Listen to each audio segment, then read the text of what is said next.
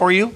7-Eleven, San Felipe Co-op, they went through Calaveras at 4:20 p.m. So they went through 23 minutes ago. So good for you guys. They're out and they're having a good run. There's that Cheneth right there. There it is. So there's Taylor and Nosko in that Cheneth Class 10 car. I knew he'd pick it up. I knew it was coming through right here in Calavera. Good job by our drone out there picking that up. It's a beautiful car. Taylor Nosko.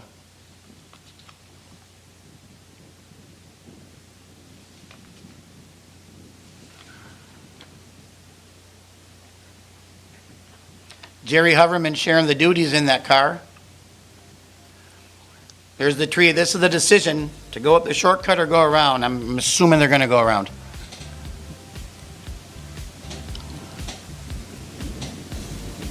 And yes, wise choice.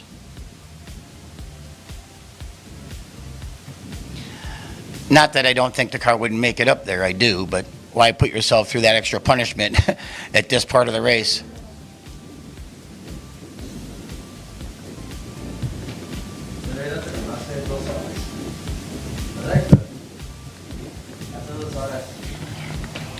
So we're crawling up pretty good there. Well, accelerating up that hill pretty nicely. There's another shot. That's a good shot.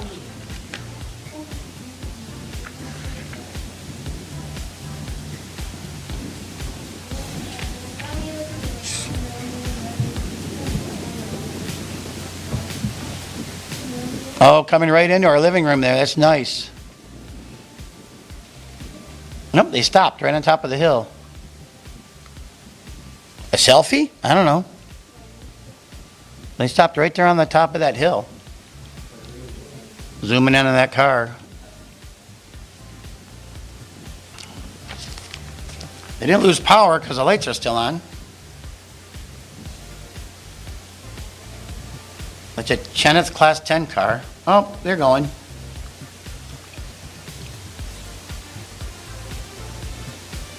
Are we seeing some smoke come out the back? Ooh, I think they have an issue in their engine. Maybe it's a clutch or something there. They were accelerating up that hill and then boom, came right to a stop.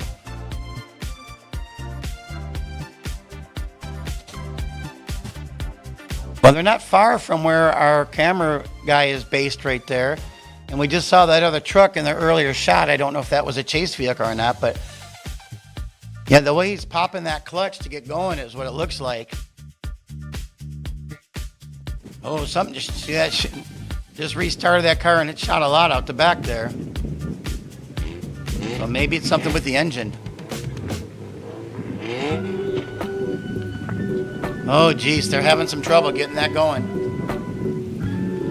Well, you are looking at it live right now on top of the hill there in Calavera. They certainly don't want to start rolling backwards from where they're at. That would not be advisable. There's from the drone shot.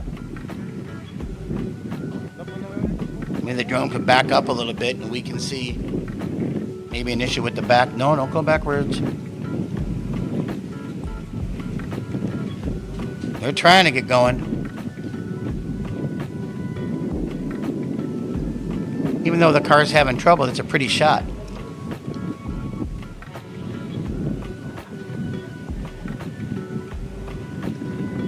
No, don't go down.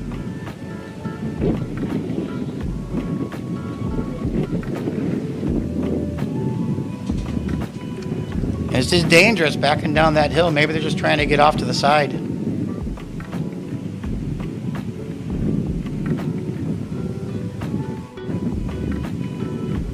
Looks like they're just getting out of lane. There's a little wide spot there. Well, they're still trying to fire it up. I keep seeing smoke shoot out the back there. And we got the bushwhackers coming into the finish line. We'll keep this 1069 there of Taylor and Nosko in picture as we go to the finish line with Pam or Miles or Sean. I don't know who's taking this one, but we'll just keep watching this drama unfold here in that beautiful Cheneth car sitting on top of the hill there in Calavera.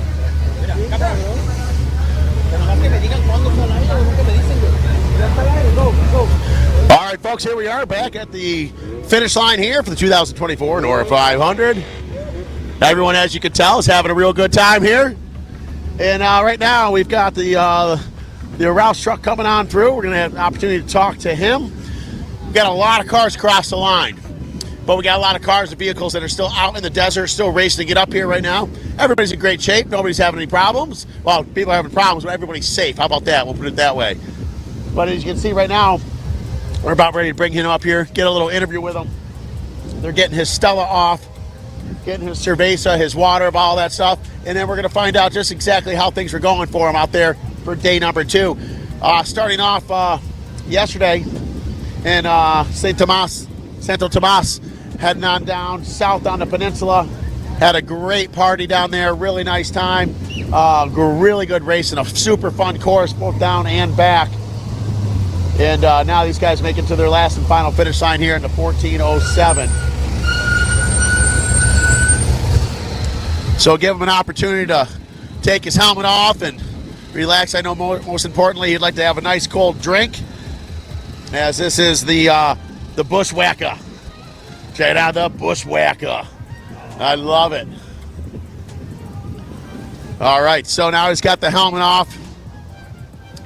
We can hear him. Now we can see him. He opens up the door to the Bushwhacker.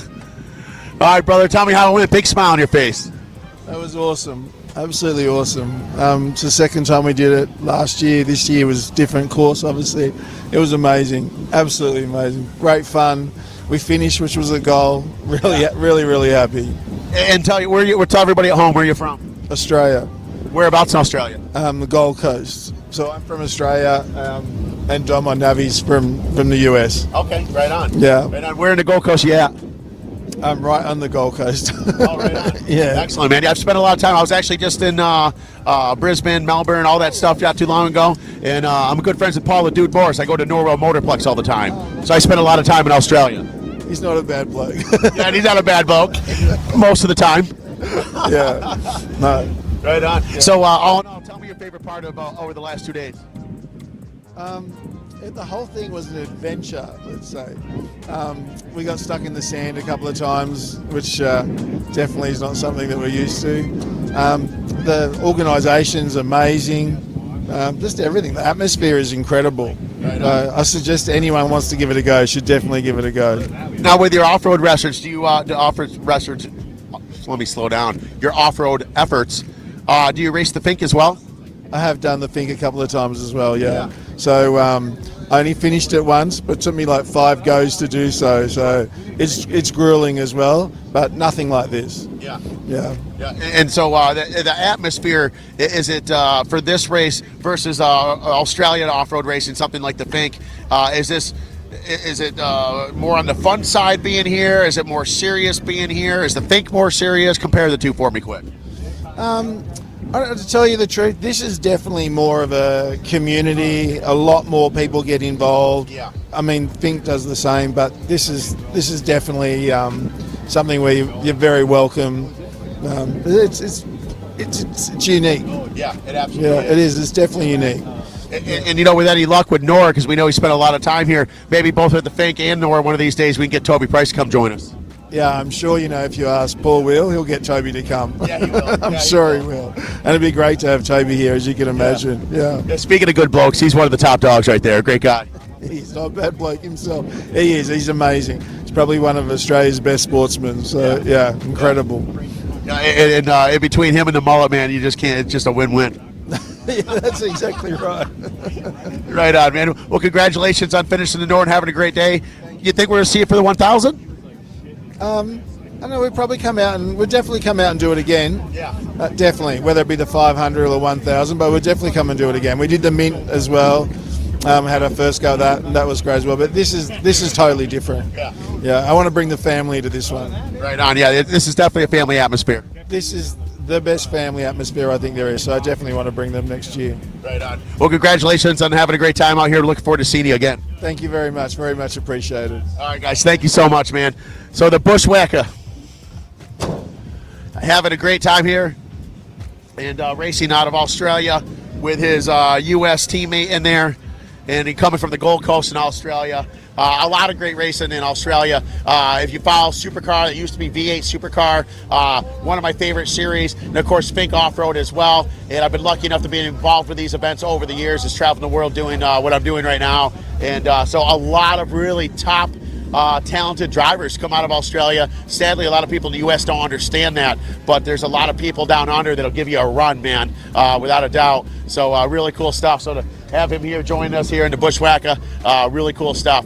And speaking of that, a lot of cool stuff to come around the corner yet. A lot of great racing going on. A lot of cars still out there. And so we're going to keep bringing you action here. It is right now, it is 4:54 p.m. here Pacific time here in Ensenada. And we've got another hour and change left to go at a minimum for our live broadcast here for Norra TV for the 2024 Norra 500. So a lot of exciting stuff yet to come. So we're not going anywhere. We're going to continue giving you as much coverage as we possibly can, as little by little as they keep coming in. We're going to start hearing more stories like him. We got stuck a couple of times. Different stories of some rollovers and things. It's always in the beginning where we had no problems. Then you get further on, we had a flat. We had two flats. We rolled over on our side. And as the time goes on, when you're in faster, more competitive vehicles, when they're starting to come in now, there's more of a story of why it took them so long to get here. And those stories get a little more gnarly and gnarlier and gnarlier as the time goes on. But these guys here from down under in the United States having an excellent time. And what a joy it is to have such an international group of people here. We have competitors from Australia, New Zealand, all over the UK, all over the United States and things. It's a really international field here, so very exciting stuff. So we've got a little bit of time before we have some more cars here. I'm working on getting some competitors that didn't get their interview early on. So if you are watching at home and you know that your family, friend, your husband, wife, whomever has come across the line, didn't get an interview, I'm going to be taking my time walking up and down, trying to get their attention, because we were down for a little while. We had some software issues, but we're back up and we're running and we're in full effect again. So I want to make sure that we get everyone's share due. So I'm going to do my best to find some of these people and get them over here and get an interview with them. So stay tuned. Don't go anywhere. I'm going to continue trying to find some of these people. But in the meantime, maybe if Kevin Johnson, I don't know if you're ready or not. I can't see you, but I know you can hear me. Maybe you get some information from out in the field, what's going on Sean, there. I'm ready to and go. I'm going to try to get some of these competitors that Kevin, I got some people out here that have a well-deserved interview. I've got to find them and invite them on back here because they wanted to get some camera time and they deserve it. So I'm going to take a little walk, Kevin, for a minute and see if I can get some of those guys up. Well, you handle everything from our flagship position there in the studio, my man. Perfect, Sean. Makes total sense. Yeah, good luck finding those guys, and I'll take it for a few minutes, and I'll see you when you get back on. Very Sounds good. good, brother. We were watching that drama unfold on the hill there with that 1069, that Cheneth car up in Calavera. We have another Volkswagen coming through right now up there in Calavera on the hill, and that is Kyle Wirtz in his 72 VW Bug. That Cheneth car of Taylor and Nosko got it almost to the top of the hill, rolled it all the way back down. Then whatever they did at the bottom, they got it going again, and they made the hill climb. So they did the hill climb twice. But they're up and running. As Sean was talking there, they got back on the top of the mountain. Now that VW Bug is right behind.